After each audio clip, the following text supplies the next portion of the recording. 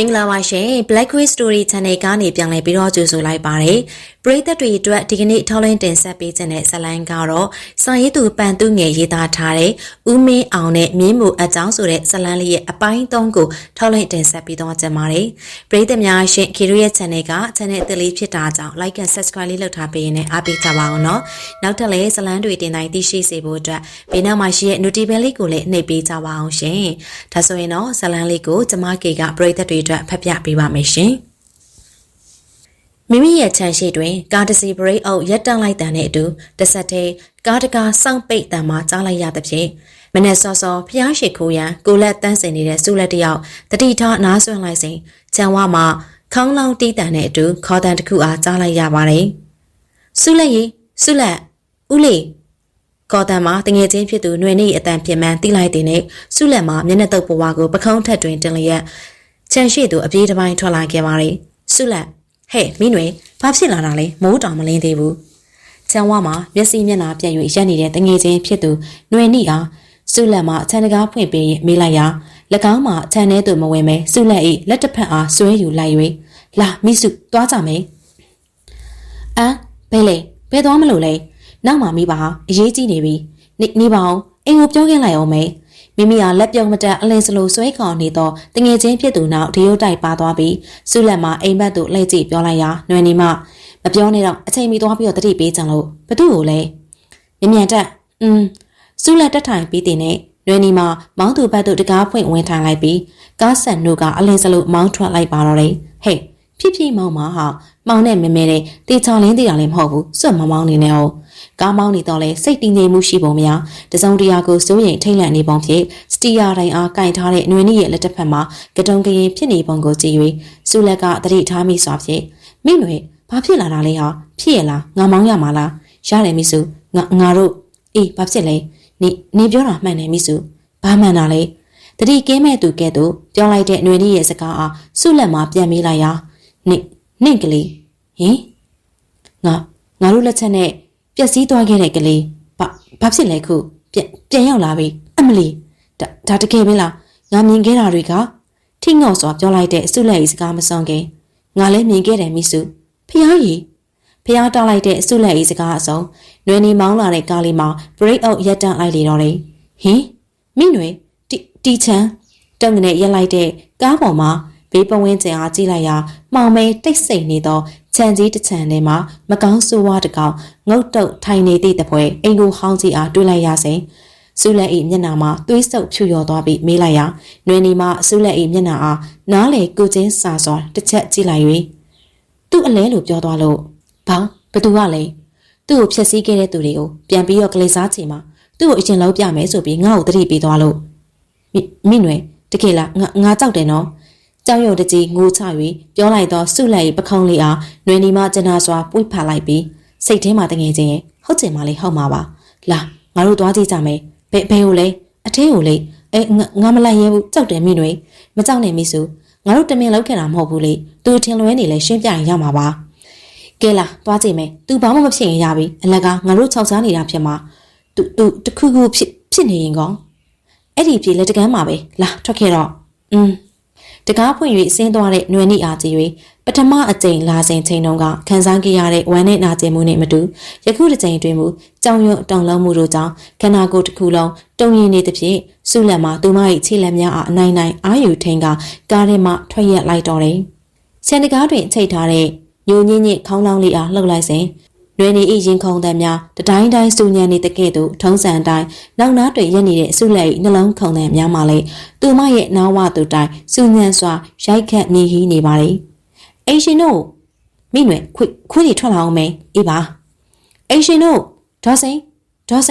ဘာတမ်းမှလည်းမကြားရဘူးတကားပိတ်မထားဘူးဟာပွင့်နေတယ်ချမ်းဝါမှာလမ်းခေါ်နေတော့လေမိသည့်အတန်းမှမကြားရတိတ်ဆိတ်ငြိမ်သက်နေတဲ့အတွက်ຫນွေနီမခေါင်းလောင်းထက်တီးမြန်ပြူချမ်းတကားအားတုံးကြည့်မိရာတကားမှာအတွင်းမှတောက်ခံမထားပဲပွင့်သွားသည်ကိုတွေ့လိုက်ရပါတယ်ဟဲ့စွန့်ဝင်မနေနဲ့ခွေးတွေထွက်ကင်နေအောင်မေခွေးရှိမှတော့ဒီလောက်ဆိုရင်ပြေးထွက်လာတော့ပြီးခွေးတွေကိုလောင်အိမ်ထဲထည့်ထားပြီးတော့အဖွားကြီးအိပ်ပျော်နေတာများလားအဲ့ဒါဆိုငါတို့လည်းပြန်မယ်လေသူများအိမ်နဲ့ခိုးဝင်လို့ဖြစ်ပါမလားအဖွားကြီးကအပေါင်ဆိုးဆိုးနေတော့ငါတို့ကိုခွေးစာကျွေးပြနေအောင်မေလာပါတွေ့ရင်ငါရှင်းပြတတ်ပါတယ် စိတ်ပူစွာပြောလိုက်တဲ့စုလက်၏လက်ကလေးတစ်ဖက်အားနွေနီမအစွဲကင်လိုက်ပြီးခြံကြီးတဲ့သူတလန်းချင်းဝင်သွားလိုက်ပါတော့တယ်နွေနီအနက်တစ်ခုရတယ်နင်ရလားချမ်းဝမှာဖြည်းဖြည်းချင်းဝင်လာတဲ့နွေနီနဲ့စုလက်မှာအင်ကြီးနားသို့နီးကပ်လာသည်နဲ့စူးရှာသောအနံတစ်ခုအားရှူရှိုက်လိုက်မိတဲ့အတွက်စုလက်မှာနွေနီအားမေးလိုက်ရာဟုတ်တယ်ဘာနံကြီးလည်းမသိဘူးအသားငါးတွေပုတ်တဲ့အနံနဲ့တူတယ်ဟုတ်တယ်အန်ချလိုက်တာဟာအင်ကြီးဝင်ပေါင်းနဲ့နီးလာလေးလေးနန်းစောပုတ်ဧသောအနံစိုးကြီးများမှာမိမိတို့နှောင်ဝသို့ပို၍တူးဝင်လာလေးလေးဖြစ်တဲ့အတွက်စုလက်နဲ့နွယ်နေမှာအော်ဂလီဆန်စွာအန်ဂျလာစိတ်ဟာထိန်းချုပ်၍ရှောက်သွားစေအိမ်တကားဝနာသို့အရောက်မိနွယ်ဟိုမှာဘာကွက်ကြီးတွေလဲဟင်စုလက်နေတူနွယ်နေမှာလေတကားချီရင်တွင်မဲမဲကွက်ကွက်ကြီးနှစ်ကွက်အားမထင်မရှားတွေးလိုက်ရသဖြင့်အနားသို့ထပ်တိုးကတ်သွားဟန်ပြင်လိုက်ရာနေရောမသွားနဲ့မှောင်နေတယ်ရောင်နီပြုတ်လာနေတော့လေအိမ်ကြီးမှာတစ်ပင်ကြီးများထူထပ်စွာပေါက်ရောက်နေတဲ့ခြံကြီးတွေတွင်ရှိနေတဲ့အတွက်အလင်းရောင်ကောင်းစွာမရပဲမှောင်မဲနေရာနွယ်နီအားစုလက်မှဖမ်းဆွဲထားလိုက်တော့လေနွယ်နီမလာပါငါရှိပါတယ်ဟာတငယ်ချင်းနှစ်ယောက်တယောက်လက်တယောက်ဆွဲ၍တကားနားသို့အတိုးကပ်ကြည့်လိုက်ရာအမလီတွေးကွက်ကြီးတွေနွယ်နီမတော်ပါနဲ့တော့ဟာငါကြောက်လို့တေးရပါတော့မယ်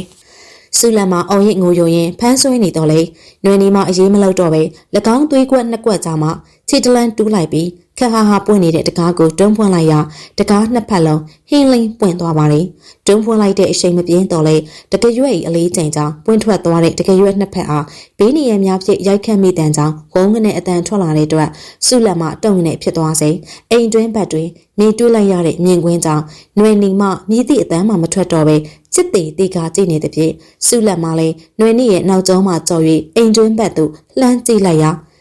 ဘာတွေ့လို့လဲမိနွယ်အမလီခွေးတွေတိနေတယ်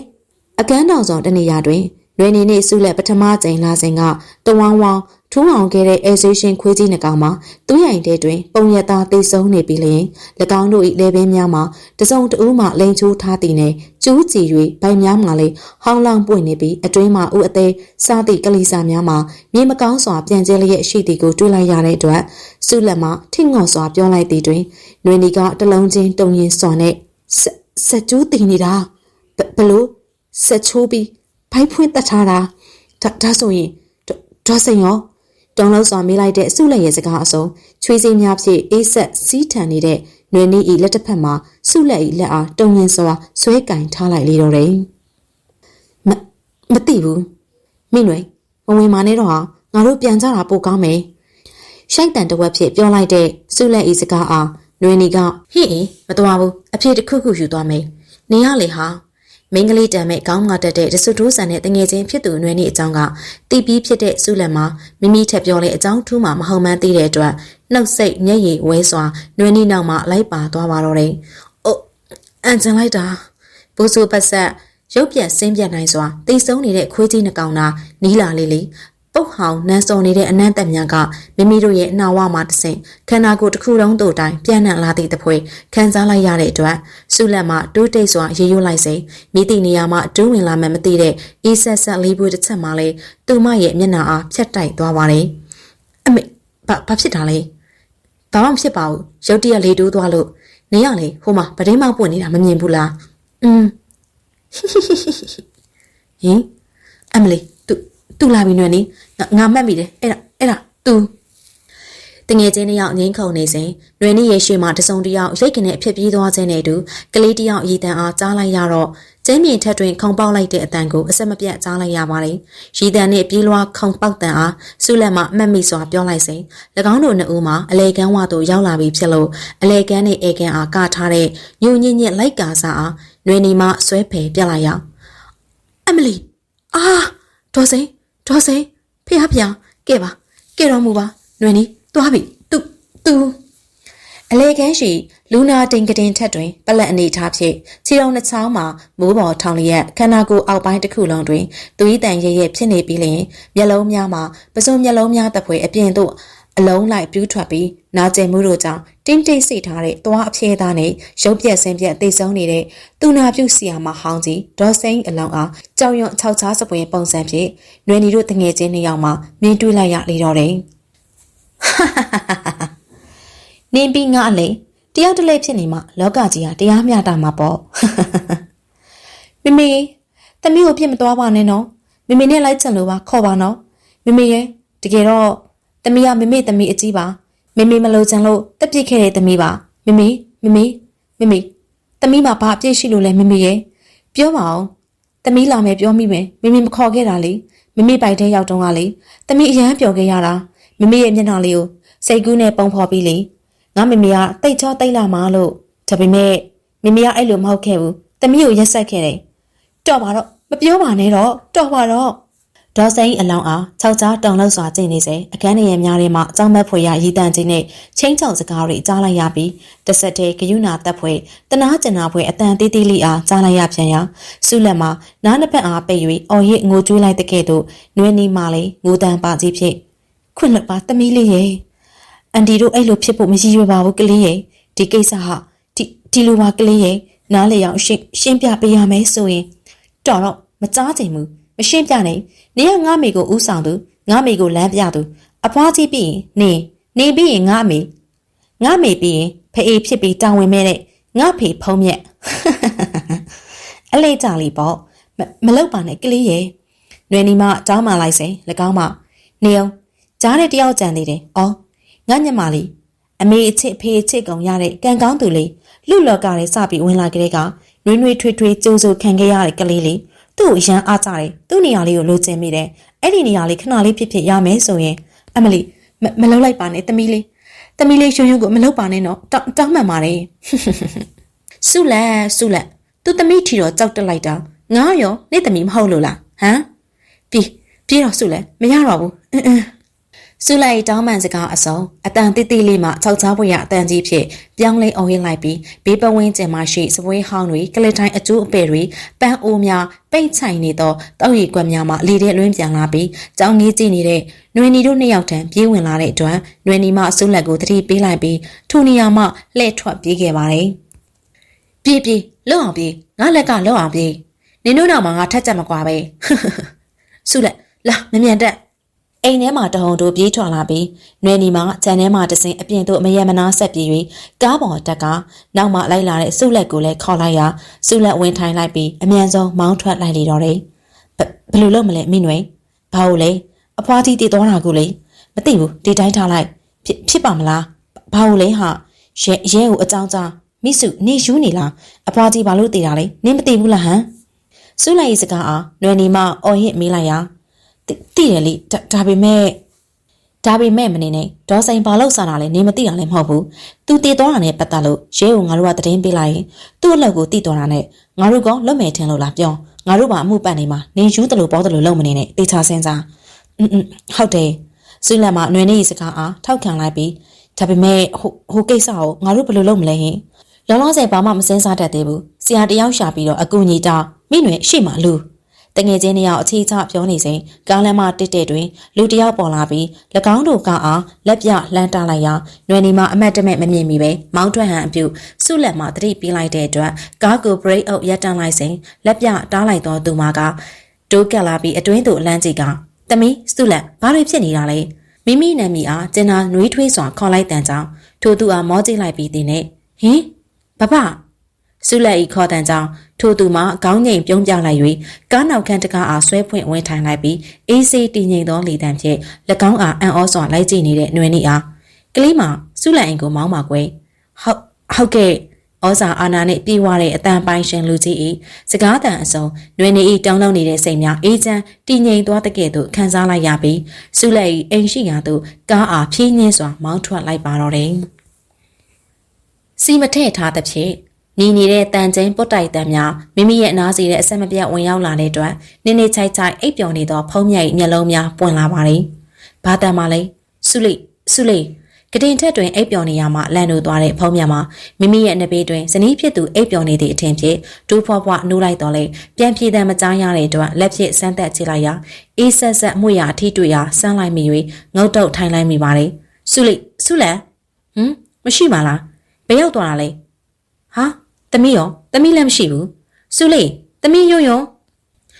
အခန်းထဲမှာအလင်းစလိုထွက်လာလေတော့မိုးတောင်လင်းကန်နေပြီပဒင်းတကားမှန်မှတစင်ခြံထဲသို့လမ်းကြည့်လိုက်ရာအလင်းရောင်ထွက်စားပြုချိန်ခြံထဲတွင်မလင်းတလင်းအနေထားအားတွေးလိုက်ရပါတယ်ခြံထဲရောက်လာနေတာပဲ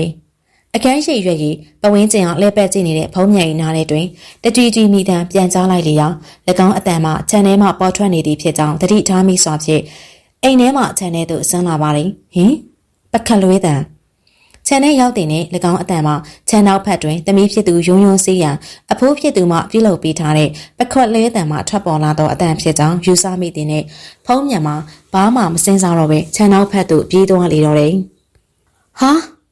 ခြံနောက်ဘက်သို့ရောက်တည်နဲ့လမ်းကြည့်လိုက်ရာကြီးမားလာတဲ့ဗရောက်ပင်ကြီး၏တစ်ကိုင်းတစ်ခုမှာတန်ကျိတ်ကောက်ကြီးများဖြင့်ချိတ်ဆွဲပြုလုပ်ပေးထားတဲ့သမီးဖြစ်သူယွန်းယွန်းစီးလေးရှိတဲ့ပကတ်မှာစီးသူမရှိပါပဲအလိုလိုမြောက်တက်လွှဲရနေသည်ကိုအံ့ဩစွာတွေးလိုက်ရတဲ့အတွက်ဖုံးမြတ်မှာဘာမှမသိငေးကြည့်နေစဉ်အလိုလျောက်လွှဲနေတဲ့ပကတ်ပေါ်တွင်သမီးဖြစ်သူယွန်းယွန်းလွှာအားငိုမဲမဲမျက်နှာထားနဲ့မိမိအားကြည့်နေသည်ကိုမယုံနိုင်ဖွယ်ရတွေးလိုက်ရပါတယ်ဟင်သမီးဘယ်ကနေဘလူရောက်လာတာလဲအခုငါမျက်စိရှိပကတ်မှာတယောက်မှမရှိပဲငါကြည့်နေတော့သမီးရောက်လာတဲ့ဘယ်လိုဖြစ်တာပါလဲဖုံးမြတ်မှာမိမိပကတ်အားတွေ့တွင်ခြင်းလူတဦးမှမရှိအလိုလိုလွှဲနေသည်ကိုတွေ့ရပြီးကြည့်နေရင်ဖြင့်ပကတ်ပေါ်မှာထိုင်နေတဲ့သမီးဖြစ်သူကိုရုတ်တရက်တွေ့လိုက်ရ၍အံ့ဩနေပါတယ်ဖေကြီးသမီးကိုလာခေါ်ပါသမီးကြောက်တယ်ဟင်အာဖေကြီးအရန်လွှဲနေပြီမိအရန်ကြောက်လို့ပါလာခဲ့ပါသမီးအရန်မလွှဲနဲ့လေရက်လိုက်အော်ယုံကိုဟစ်လိုက်တဲ့သမီးဖြစ်သူနာပြေးသွားရင်ဖုံးမြတ်မှပြောလိုက်တော့လေသမီးဖြစ်သူမှသမီးလွှဲတာမှမဟုတ်တာရက်လို့မရဘူးမမအရန်လွှဲနေတာမမရေမမရက်ပေးပါတော့ရုံးကြောက်လာပြီဟမ်ဘယ်ကမမလဲအာဖေကြီးရေဖုံးမြတ်မှပကတ်ကျိုးနှစ်ဖက်အားထိန်းကန်ရန်လက်အလံမြောက်ကနေတက်သွားတဲ့ပကတ်ပေါ်မှာသမီးဖြစ်သူရုံးဝက်လွှာမှာအဝေးသို့ပြင်းထန်တဲ့အရှိန်ဖြင့်လွင့်စင်ထွက်သွားလေတော့တယ်သမီးလေးယွန်းယွန်းမိမိမျက်စိရှိတွင်ကွင်းစာလေးတစ်စနဲ့လွင်းစင်ထွက်သွားတဲ့သမီးဖြစ်သူ၏ခန္ဓာကိုယ်လေးရာကြည့်ရင်ဖုံးမြက်၏မျက်လုံးများမှာစိုးရိမ်ပူပန်မှုတို့ဖြင့်ပြာဝေသွားစဉ်တွင်အပေါ်သို့မြောက်၍အောက်သို့ပြန်ကျလာတဲ့ပကတ်အလွတ်မှာသမီးဖြစ်သူကျသွားတဲ့နေရာသို့ငေးကြည့်နေသောဖုံးမြက်၏နောက်ကျောအားအရှိန်ပြင်းစွာဝင်တိုက်လိုက်လေတော့တယ်။အော်နောက်ကျောနေရဲ့များစီသို့အရှိန်ဖြင့်ရိုက်ခတ်မိသည့်အရှိန်ကြောင့်နံရိုးများကျိုးကျသွားမတတ်ခံစားလိုက်ရသည့်ဝေဒနာဖြင့်နာကျင်အောင်မျက်ဖုံးမျက်မှာအော်ရဲလိုက်ပြီးမြေကြီးပေါ်ဒူးထောက်ရက်သားကျသွားလေတော့တယ်။သမီးလေးတေးပါပြီ။ဟင်ကိုဖုံးမျက်အမလီလောက်ကြပါအောင်မောင်ကြီးချန်ရှိကောင်းရလိုက်တဲ့နဲ့နောက်ဖက်ရှိမြင်ကွင်းအားတွေးလိုက်ရတဲ့ဆုလန်မှာကားထဲမှာစိတ်ပူစွာဖြင့်လဲကျနေတဲ့ခေမောင်းဖြစ်သူထံပြေးသွားလိုက်တဲ့ကဲ့သို့၎င်း၏နောက်မှာတငယ်ချင်းဖြစ်သူအနွယ်နေနဲ့ဦးမင်းအောင်မှထက်ချက်မကွာလိုက်ပါသွားလျောက်တမက်ဖြစ်သူဖုံးမြက်၏အော်တန်ကြောင့်အိမ်ထဲမှပြေးထွက်လာတဲ့ဦးတင်လန်းနဲ့လမ်းခုလက်တွင်စုံတွေ့သည်တွင်ဦးတင်လန်းမှကိုအောင်ဘယ်တော့မှရောက်လာတာလဲဦးတင်လိုက်အမေကုန်းအားဦးမင်းအောင်မှပြန်မပြေလက်ကပြလိုက်ပြီးစုလက်နောက်မှတွက်လက်စွာလိုက်သွားလေတယ်မောင်စုသမီးကိုကြည့်အောင်အာမြေကြီးပေါ်တွင်ဒူးထောက်လျက်သားဖြစ်နေတဲ့ဖုံးမြတ်မှာစိုးရိမ်စွာအောက်ခေါင်ရင်အနားသို့ပြေးလာတဲ့သမီးဖြစ်သူစုလက်အားမြင်လိုက်ရသည်တွင်ဝမ်းသာအားရထဟန်ပြင်လိုက်တော့လေနောက်ကျောစီမှနာကျင်မှုကြောင့်ချက်ချင်းထားမရနိုင်ပဲခွေကနေလဲကျသွားရာစုလက်မှပြေးပွေးလိုက်ပြီးဘာဖြစ်တာလဲမောင်စုလေးသမီးဟင်သမီးဘာဖြစ်ဖုံးမြတ်မှာအဆုလိုက်အမေးစကားအားပြန်မဖြေနိုင်တော့ပဲသမီးဖြစ်သူရုံးဝင့်လွှာလွင့်ထွက်သွားတဲ့နေရာစီသို့လက်ညှိုးညွှန်ပြလိုက်လေရာသမီးပင်မလေးမောင်ဒါသမီးကင်နေကြအယုတ်လေးလေသမီးကိုမတွေ့ရပဲသူမပွေးပိုက်ထားလေးရှိတဲ့ဘိုးမယုတ်လေးကိုသာမြေကြီးပေါ်ထက်တွင်တွေးလိုက်ရသဖြင့်အံ့ဩစွာကောက်ယူပြီးမေးလိုက်ပါတယ်ဘလို့စုလေးသမီးအဲ့ဒီနေရာကိုလွင့်ထွက်သွားတာကိုမျက်စိနဲ့တက်အံ့မြင်နေလေဘယ်ရောက်လွင့်ထွက်တာလဲမောင်ဖုံးမင်းဘာတွေပြောနေရလဲနီးလေးကမင်းနဲ့အတူတူအခန်းထဲမှာအိတ်နေတာမဟုတ်လားဟိမရှိဘူးဘလို့မဟုတ်ကျွန်တော်နဲ့မရှိဘူးပကက်လာစီးနေတန်ကြလို့ကျွန်တော်လိုက်လာတာဟေးမနဲ့မိုးမလိမ့်ခင်လူမမိတ်ကလေးကပကက်လာစီးတယ်ဟုတ်လားဟုတ်တယ်ဖေကျွန်တော်လာတော့သူပကက်ပေါ်ကလွှဲထွက်သွားဟိတ်ကောင်မင်းဘာတွေပြောနေရလဲပကက်ကနီးလေးချီတောင်နဲ့မမီဘူးလေဗျာအဲ့ဒါပြောမလို့ဖုံးမြတ်၏ဦးကြောင်ကြောင်အမှုရာနဲ့ပြောဆိုနေသည်များအောင်မယုံနိုင်သည့်တပွဲတယောက်တစ်ပိုက်ဝိုင်းမေးကြသည်တွင်ဖုံးမြတ်မှအမည်တို့ပြန်ပြေးရမြန်မသိစကလုံးအစရှာမရတဲ့ကဲ့သို့အိုတီအန်တန်ဖြစ်နေစဉ်ဦးမင်းအောင်မှခဏအတန်တိတ်ပြီးပါလားအရေးကြီးကိစ္စတစ်ခုအားတတိပေးသည့်ပုံစံဖြင့်အမိန့်ပေးလိုက်ရဦးမင်းအောင်၏စကားတန်ကြောင့်ဖုံးမြတ်ပေါ်အာယုံစိုက်နေကြသူများမှာဦးမင်းအောင်ကလှည့်ကြည့်လိုက်စဉ်တစုံတစ်ခုအားအာယုံရသည့်တပွဲသူ၏မျက်လုံးများအားတင်းကျပ်စွာစိတ်ပိတ်ထားသောဦးမင်းအောင်မှအတန်ကြာငြိမ်သက်နေရမှာရုတ်တရက်သူ၏ညာဘက်လက်အားမြှောက်၍မူးပေါ်သို့လက်ညှိုးထိုးပြလိုက်လေတော့တယ်ဟာဟင်အမလီသမီးညီးလေမ မိုးပေါ်သို့ညွှန်ပြတဲ့ဦးမင်းအောင်၏လက်အားကြည့်မိလိုက်ရာအိမ်ခေါင်မိုးပေါ်အလဲတက်တဲ့တွင်ငိမ့်သက်စွာရက်နေတဲ့ရုံးဝစ်လွှာအားသူ၏ပြက်ဖွေရာတွေးလိုက်ကြရပါတယ်။လောက်ကြပါဦး။သမီးမလုံနဲ့ငိမ့်ငိမ့်လေးနေလိမ့်ကြသွားမယ်နော်။အမိုးပေါ်တွင်တတိအကဲမဲ့သူကဲ့သို့ငိမ့်သက်စွာရက်နေတဲ့သမီးဖြစ်သူရုံးဝစ်လွှာအားမြင်လိုက်ရတဲ့စုလက်မှာတုံလောက်ကအော်ဟစ်တားမြင်လိုက်ပြီးသမီးဖြစ်သူထံပြေးသွားဟန်အပြူဦးမင်းအောင်မှခဏနေရော။ဘာဖြစ်လို့လဲပပသမီးတော်မှဖြစ်မယ်။သမီးလေးချေချော်ကြသွားရင်ရင်ကျိုးရချီရဲ့မိမိဟာတားမြစ်လိုက်တော့ဦးမင်းအောင်အားစုလက်မှာမကြေမနက်ပြန်ပြောလိုက်တဲ့ကဲ့သို့ဖုံးမြတ်မှသူကဘာတူလဲစုလက်ကလေးကအမိုးပေါ်ရောက်နေတာကိုဘာရီလာတားနေတာလဲမဟုတ်ဘူးမောင်အဲ့ဒါစုလက်ရဲ့ဦးလေးဝမ်းခွဲပါသူကပါတီလို့ဝင်ပါနေရတာလေမင်းဖေငါသွားမယ်ဟင့်အင်းမောင်မဒဏ်ရာနဲ့ကျမသွားမယ်ဘယ်သူမှမသွားကြနဲ့ငါမီးလေးငါသွားခေါ်မယ်ချစ်နေလိုက်ကြတာဟင်တော်တော်ကန်ကောင်းတဲ့ကောင်မလေးပါလားကြည်နှက်လိုက်တာအမိုးပေါ်ရှိရုံးဝင်းလွှာအားသွားခေါ်ယူဖို့တယောက်တစ်ပေါက်ငိမ့်ခုန်နေကြစဉ်ခေါမိုးပေါ်တွင်ငိမ့်သက်စွာရက်နေတဲ့ရုံးဝင်းလွှာထံမှအချောက်ချားဖွေရာအော်ရည်တန်ကြီးထွက်ပေါ်လာပါတယ်ဘာဖြစ်တာလဲပပအမလီလောက်ကြပါဦးသမီးရဲ့ခန္ဓာကိုမြောက်တက်လာပြီအော်တန်ကြီးကြောင့်ကြောက်ရွံ့စွာမောကြည့်လိုက်ရာရုံးဝင်းလွှာမှာခေါမိုးပေါ်တွင်ရက်နေရမှာအပေါ်သို့ဖြည်းဖြည်းမြောက်တက်လာသည်ကိုမယုံနိုင်စွာတွေးလိုက်ရပါတယ်မင်းဘယ်သူလဲမာထန်ပြက်သွားစွာမေးလိုက်တဲ့ဦးမင်းအောင်ဤစကားအစုံရုံးဝဲလွှာထံမှမထိမဲ့မြင်ရှိမောလိုက်ပြီးကိုနဲ့မဆိုင်ဝင်းပါနဲ့အဖိုးကြီးဘေးဖယ်နေမင်းုံငါအေးစစ်စစ်မေးနေတာနော်မဆိုင်တဲ့ကလေးစီဟာထွက်လိုက်ပါမဆိုင်တဲ့ကလေးဟုတ်လားမဆိုင်တဲ့ကလေးတဲ့လှလိုက်တဲ့မိကုံဆိုင်လားမဆိုင်လားငါပြမယ်ပြောပြီးတင်နဲ့ရုံးဝင်းလွှာဤခန္ဓာကိုယ်ပေါ်မှာလေထဲတွင်လွင့်လာတဲ့ကဲ့သို့ရွှေလျားသွားပြီးခေါမိုးပေါ်အလဲမှခေါမိုးစုံရေးတန်းရှောင်းနားသို့ရောက်လာလေရာအောက်မှမောကြည့်သူများမှ၎င်းပြုတ်ကျလာလေမလားလို့စိုးရိမ်စိတ်ဖြင့်အသေးတအေးဖြစ်နေတဲ့ကဲ့သို့မိခင်ဖြစ်သူမှလည်းသမီးဖြစ်သူဟာစိုးရိမ်စိတ်ဖြင့်ဟိုပြေးတီပြေးအယူမီဝိုင်းဖြစ်နေပါတယ်မလောက်ပါနဲ့တောင်းမှန်ပါလေသမီးကိုလှုပ်ပေးပါနော်သမီးမိလာခေါ်မယ်အောက်မှနေ၍ငိုယိုတောင်းမှန်နေတဲ့အဆုလက်အားကြည့်၍ရုံးဝဲလွှာမှလာခေါ်လေနေလာခေါ်ရင်နှစ်သမီးကိုအပေါ်ပြစ်ချလိုက်မယ်စက်ကျိုးပြီးတော့တေးချင်တာကြည့်ချင်လို့လားလာခဲ့ပေါ့အမလီမလောက်လိုက်ပါနဲ့မလာနဲ့ဆိုမလာပါဘူးဖဖကြီးလှုပ်ပါအောင်ဆုလက်သမီးမငိုနဲ့ကိုလက်ဆုလက်ကိုခဏထိန်ထားပါမင်းတို့ကိစ္စငါဘာမှမသိတော့ဘာလို့ရမှမသိသေးဘူးငါ့ကိုခေါင်းရှော့အောင်မလုပ်ပါနဲ့ဝဲနဲ့ပလက်ငိုကြွေးနေတဲ့ဆုလက်အားနှစ်သိမ့်ချော့မော်ရန်ဥအောင်မှတဆင့်ဥလက်အားလမ်းပြောလိုက်ပြီးဖုံးမြလမ်းကြည့်၍မောင်ရင်အိမ်ထဲမှာမှုရရှိတယ်မဟုတ်လားဗျာဂရီမောင်မခင်းနဲ့မှုရရှိတယ်မဟုတ်လားလို့မေးတာဟုတ်ကဲ့ရှိပါတယ်ဘယ်နှခုရှိလဲရှိသလောက်သွားယူခဲ့တခုရှိနှစ်ခုရှိသွားယူပြီးရင်အောက်မှာခင်းထားလိုက်ဟုတ်ကဲ့ကဲစုလက်ခေါမိုးပေါ်တက်လိုက်သွားပြီတော့ရှင်ဘဘ तू ကဦးမြောင်ရဲ့အမိန်ပေးစကားကြောင့်စုလက်မှာတန်အန်တော်ပြန်မေးလိုက်ရာ၎င်းမှလက်ကပြလိုက်ပြီးကျုပ်ကသွားဆိုသွားပါစောရကမတက်ပါနဲ့ဟုတ်ဘဘနောက်ဘက်ကပတ်ပြီးတက်ပါဆိုလိုတာကသူ့ရဲ့နောက်ကျောဘက်မှာမင်းကိုရှိစေချင်တာစုလက်ငါပြောတာရှင်းလားရှင်းပါပြီကိုလည်းကျုပ်ကိုဖျားစင်ကတောက်တော်ရေးယူပေးပါကောင်းပြီကလေးမမင်းဟာဒီနေရာနဲ့ဝေးဝေးနေပါဖြစ်နိုင်သူ့ရဲ့မြင်ကွင်းနဲ့ဘယ်သူမှမရှိစေချင်ဘူးဖြစ်ပြနေသည်များအားမျက်နှာငယ်လေးဖြင့်ငေးကြည့်နေသောဆုလက်၏တငယ်ချင်းဖြစ်သူຫນွေနီကလမ်းပြောလိုက်ပြီးသည်နှင့်ဦးမင်းအောင်မှအမိုးအားဝိယုံလွှာရက်နေသည့်နေရာနှင့်အနီးဆုံးသို့တလန်းချင်းတိုးကပ်သွားလေတော့တယ်၎င်းအချိန်တွင်အိမ်ထဲမှမှုရများမယူလာတဲ့ဖုံးမြက်ရောက်လာရာဦးမင်းအောင်မှမှုရများအားအိမ်အမိုးအောက်ခြေတွင်ဖြန့်ခင်းခိုင်းလိုက်ပါတယ်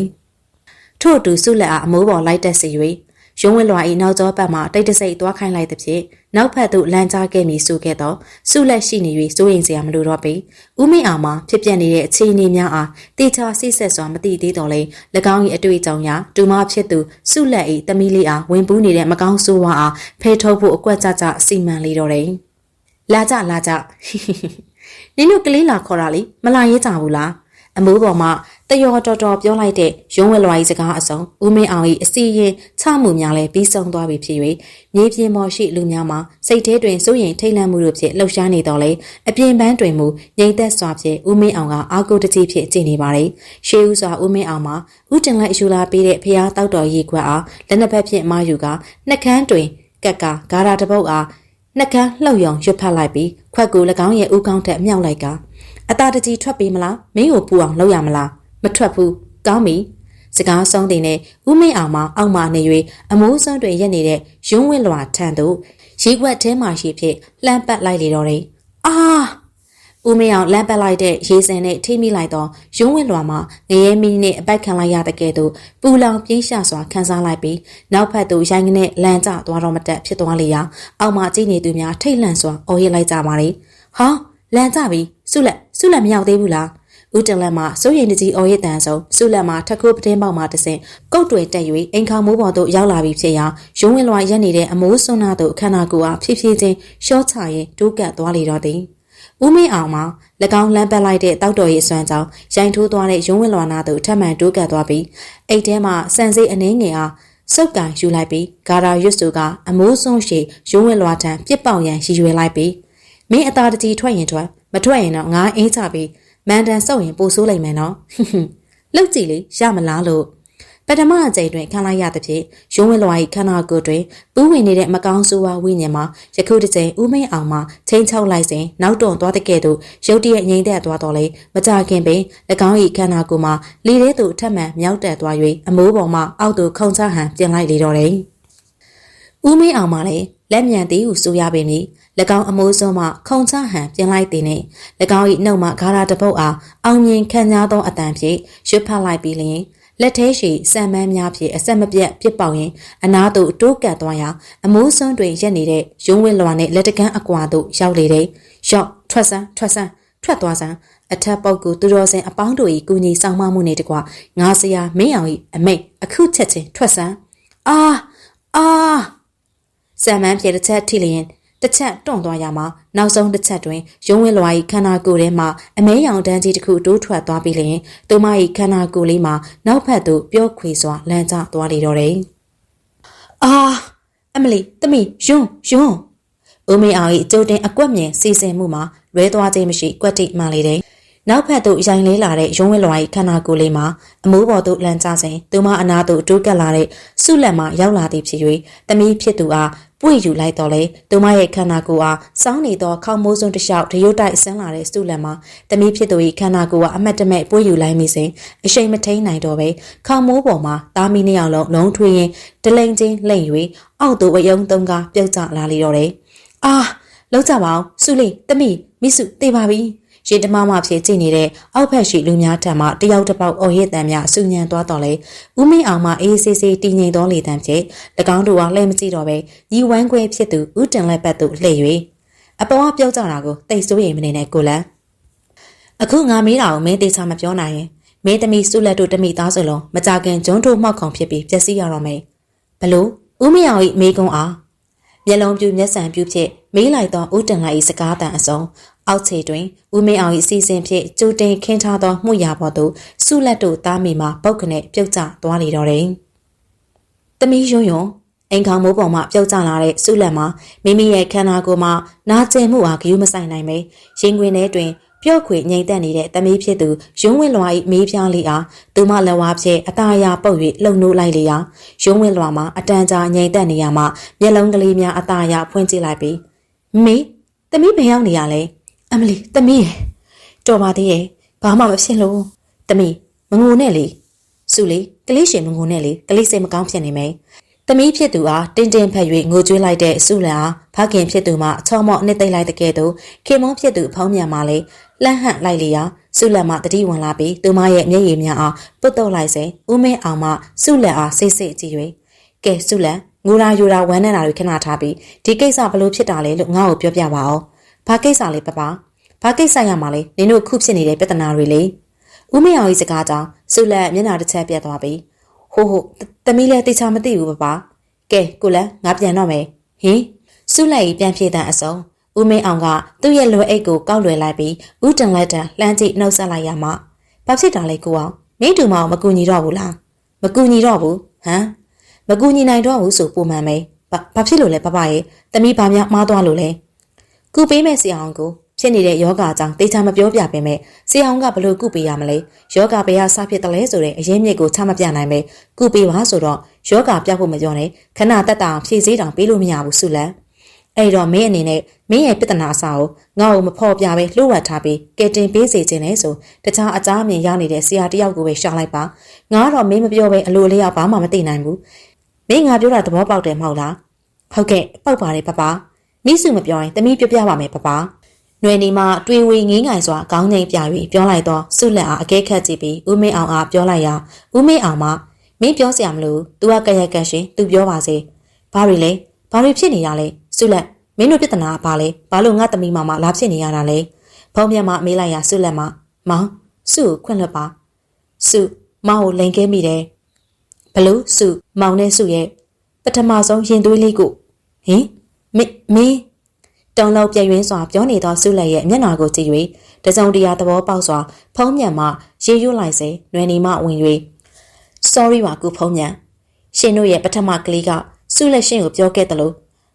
့ပြတ်ကျခဲ့တာမဟုတ်ပါဘူးဖြတ်ချခဲ့တာပါဘာဟုတ်ပါတယ်မောင်စုအကူညီတောင်းမိလို့နွယ်နီနဲ့နှစ်ယောက်အတူသွားဖြတ်ချခဲ့တာပါဖះ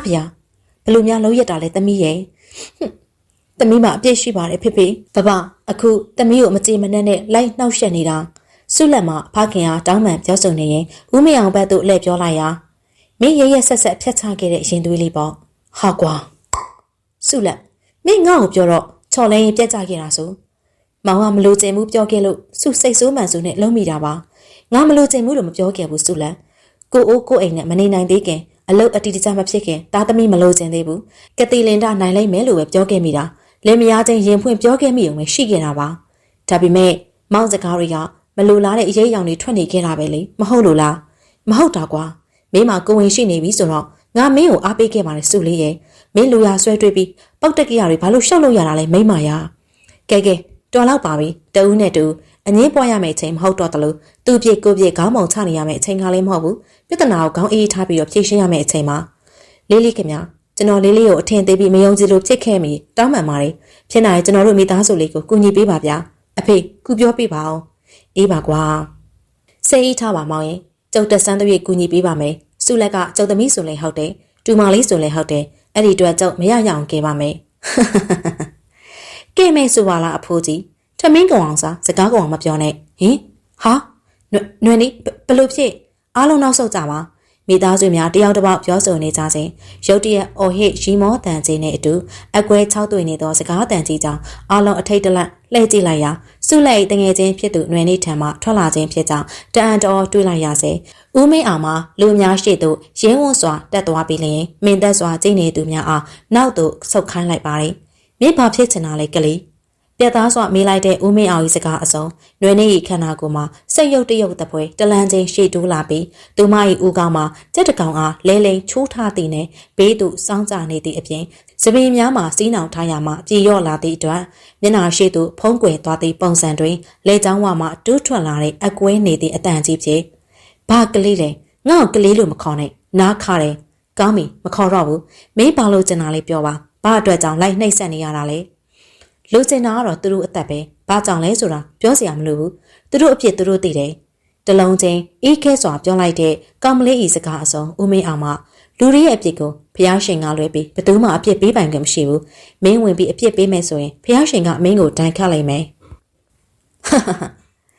တဲ့လေးတရားမျှတာတဲ့စကားပဲနော်ငါ့ကိုရက်ဆက်ခဲ့တော့ကလက်ပိုက်ကြည့်နေခဲ့တဲ့ဖျားရှင်ကအခုငါပြန်လုံးမဲ့အလိုက်ကြဒဏ်ခတ်မယ်လေလားတက်လဲတက်နိုင်ပါပြီ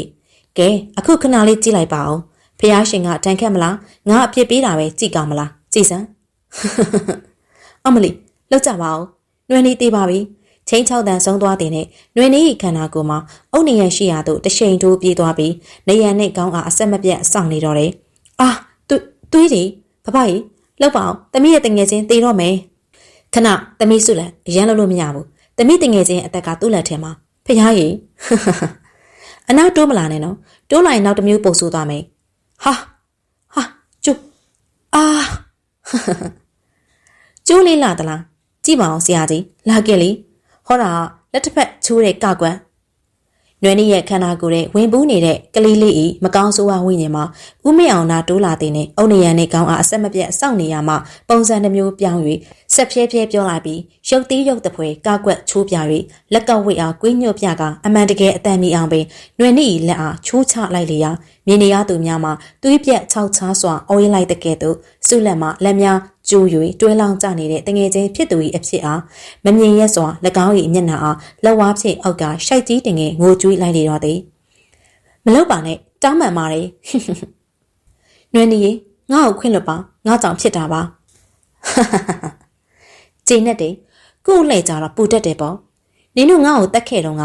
နင့်ပိုက်ထဲမှာငါလက်ကလေးတွေအဲ့လိုကျိုးခဲ့ရတာနင်တို့ငါရဲ့ငိုတန်ကိုအရေးလောက်ခဲ့လို့လားကဲလက်ပြီးတော့ခြေတော့အမလီတော်ပါတော့ဟာကိုအောင်တခုခုလောက်ပါအောင်ဗျာကလေးမလေးမှာစိတ်မနိုင်ခဲမရဒေါသတကြီးအညှိုးကြီးစွာပြောလိုက်ပြီးနွယ်နေ၏ခြေထောက်တစ်ဖက်အားလှန်၍ချိုးလိုက်ရာစုလက်မှသွေးပြက်စွာအော်လိုက်တဲ့ကဲ့သို့ဥတန်လက်မှဦးမင်းအောင်အားအာကိုတကြီးလမ်းကော်လိုက်စဉ်တွင်ဦးမင်းအောင်မှအဝိညာဉ်ပူးနေတဲ့နွယ်နေ၏ခန္ဓာကိုယ်နာဝုန်းငနဲ့ပြေးကပ်လိုက်ပါတော့တယ်ကဲသိပြီတော့နေရက်ဆက်ပြမှာတော့ငါးလေပညာပြရတော့မှာပေါ့ဦးမင်းအောင်မှာနွယ်နီအနာတို့ရောက်တဲ့နဲ့ရဲဝန်းစွာဖြင့်သူမ၏ခန္ဓာကိုယ်အားနောက်ဖက်ရှိနေရန်နဲ့တွန်းကတ်ထားပြီး၎င်း၏လွယ်၏ထဲမှဒင်းကားပြားတံလှိဖြတ်ထား၍အင်းချထားတဲ့အဝိုင်းပြားဖြင့်သူမရဲ့နဖူးကိုသူ့၏လက်ဖြင့်ဖိကတ်ထားလိုက်ပြီးနှုတ်မှဂါရာတပုတ်ကိုရွတ်လိုက်ပါတယ်အာ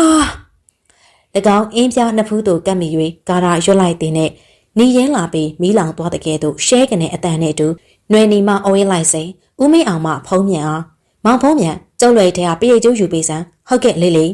လွယ်ထဲမှာပရိတ်ကျိုးကိုယူဖို့လက်နိုင်လိုက်စဉ်ဦးမင်းအောင်မှရုတ်တရက်တတိလက်လွတ်ဖြင့်နွယ်နေ၏နှစ်ဖူးအားဖိထားရမှာအနှဲငယ်ပြေရောမိလိုက်တဲ့အတွက်အာရော့သွားရာနွယ်နေ၏ဦးကောင်းမှာကြွားတက်လာပြီးဦးမင်းအောင်၏နှစ်ဖူးနှင့်ခေါင်းချင်းစောင့်တိုက်လိုက်ပါတယ်အာလေးလေးဖုံးမြတ်တန်အာယုံရောက်သွားတဲ့ဖြင့်နွယ်နေထံမှတတိလက်လွတ်သွားတဲ့ဦးမင်းအောင်မှာထင်းမှန်မထားပဲရှိန်ပြင်းစွာဦးကောင်းချင်းတိုက်ခိုက်ခံလိုက်ရမှုကြောင့်မျက်လုံးများပြဝေကဦးကောင်းတစ်ခုလုံးမူးဝေနောက်ကြည့်ကခန္ဓာကိုယ်မှာရိုင်းကနေဖြစ်၍နောက်သို့လန်ထွက်သွားတဲ့ကဲ့သို့လွယ်ဤထဲကနှိုက်၍ပရိတ်ကျိုးယူရန်ဟန်ပြနေတဲ့ဖုံးမြန်မလေးဟန်ချက်ပြတ်သွားစဉ်နွယ်နီတစ်ဖြစ်လည်းမကောင်းဆိုးဝါဝိညာဉ်ပူးနေတဲ့ကလေးမလေးထံမှကျေလောင်ဆူးရှားတဲ့အော်ရည်တန်ကြီးနဲ့အတူသူမရဲ့ပါဇက်အားမိချောင်းတကောင်၏ပါဇက်တဖွဲအစွမ်းကုန်သွားဖြင်းအော်ဟစ်လိုက်လေတော့တယ်။၎င်း၏အော်တန်မှာနားကွယ်မတက်ဆူညံသွားသည့်အပြင်လေပြင်းမောင်တိုင်းတိုက်ခတ်တဲ့ကဲ့သို့တအိမ်လုံးရှိပစ္စည်းများမိုးပေါ်သို့ကြွားတက်လာ၍အောက်ခြေသို့ကြာကွဲသွားသည့်အနေတူဦးမင်းအောင်နှင့်ဖုံးမြန်မှလည်းစက်ကူဆောင်လေးတစ်ဖွဲနောက်သို့လွင့်ထွက်သွားပြီးနေရန်နှင့်ရိုင်းမိကပြန်ကျလာသည့်တွင်စုလက်မှမောင်ဘာဖြစ်သွားလဲဖဖဖိုးဘာဖြစ်တာလဲမီးကြောက်တယ်ဖေဖေဘာဖြစ်သွားတာလဲမေမေဘာမှမဖြစ်ဘူးမီးလေးလာဖိုးရှိတယ်နော်သွေးပြက်ဖွယ်ရာအဖြစ်ပြက်များကြောင့်ရုံးဝဲလွာမှာအဖိုးဖြစ်သူထံငိုယိုပြေးလာတဲ့ဖြစ်ဦးတန်လက်မှမီးဖြစ်သူကချောင်းမော့နှိမ့်သိက်ကပွေ့ချီလိုက်တဲ့ကဲ့သို့စုလက်မှလည်းအခန်းတောင်နာတွင်တယောက်တနေရာစီခွေလေးဖြစ်နေတဲ့ဦးမင်းအောင်နဲ့ခင်မောဖြစ်သူထံသို့ပြေးသွားစဉ်အိမ်ရှိတွင်ကားတစ်စီးရက်တန့်တန်ကားတကာဖွင့်ပိတ်တန်တို့နဲ့အတူပြည်သူရဲတပ်ဖွဲ့ဝင်များအိမ်ထဲသို့ဝင်လာပါတယ်ဒါမဆုလက်တို့ရင်ဟုတ်ပါသလားခင်ဗျာဟုတ်ပါတယ်ရဲရရှိဖြစ်ရန်တူတူမှာအိမ်အခြေအနေကအကဲခတ်ကြည့်လိုက်ပြီးမေးလိုက်စဉ်ကလေးချီထားတဲ့ဦးတန်လက်မှာရောင်နာနာဖြင့်ခေါင်းငိမ့်ပြလိုက်ရာရဲရရှိမှမြို့စော်ချန်ကြီးကသူနာပြုဆရာမဟောင်းဒေါ်စိန်တေဆုံးမှုနဲ့ပတ်သက်ပြီးမဆူလန်နဲ့မက်နွယ်တွေကိုစစ်မေးစရာရှိလို့စကန်ခဏလိုက်ခဲ့ပေးပါဗျာရှင်ရဲရရှိစကားကြောင့်ဦးတင်လက်မှအံ့ဩစွာတမီးဖြစ်သူဟာလှမ်းကြည့်လိုက်တဲ့ကဲ့သို့စုလက်မှအကြောင်းရွံ့စွာဖြင့်ဖခင်နဲ့အကြည့်ချင်းဆုံမိပြီးတငယ်ချင်းဖြစ်သူနွယ်နီအားလှမ်းကြည့်လိုက်ရာနွယ်နီမှာခန္ဓာကိုယ်တစ်ခုလုံးခွေခောက်တွန့်လိန်နေပြီးသွေးတန်ရဲရဲဖြင့်လေးကြငိမ့်သက်နေသည်ကိုခြောက်ချားဖွယ်ရာတွေးလိုက်ရသဖြင့်တုန်လှုပ်သွားစဉ်ရဲရရှိမှဟာခင်ဗျားတို့အိမ်မှာလူသက်မှုဖြစ်ထားတာလားလူတွေလည်းတတိမိနေတယ်ဟေးလှတော့လူနာတင်ကားကိုအကြောင်းကြားစမ်းမူကင်းဆရာအောင်မလိုက်ခဲလို့အခုချက်ချင်းသတင်းပို့စမ်းလိပ်စာအတိအကျပေးလိုက်ဟုတ်ကဲ့ဆရာပရိသတ်များရှင်ဇလန်လေးရဲ့တင်ဆက်မှုဒီမှာပဲရနာခွင့်ပြုပါရှင်ဆက်လက်ပြီးတော့လေခီရိုရဲ့ channel ကနေဦးမင်းအောင်နဲ့မြင်းမို့အကြောင်းဆိုတဲ့ဇလန်လေးရဲ့စက်သိန်းပိုင်းကိုနောက်ရက်တွေမှာတင်ဆက်ပေးမှာဖြစ်တာကြောင့်ပရိသတ်များအားလုံးကအဝင်ရောက်အားပေးနာဆင်ကြဖို့ဖိတ်ခေါ်လိုက်ပါရစေရှင်ဒီနေ့ရဲ့တင်ဆက်မှုတွေကိုနားဆင်အားပေးခဲ့ကြတဲ့အတွက်ကျေးဇူးအများကြီးတင်ရှိပါတယ်ရှင်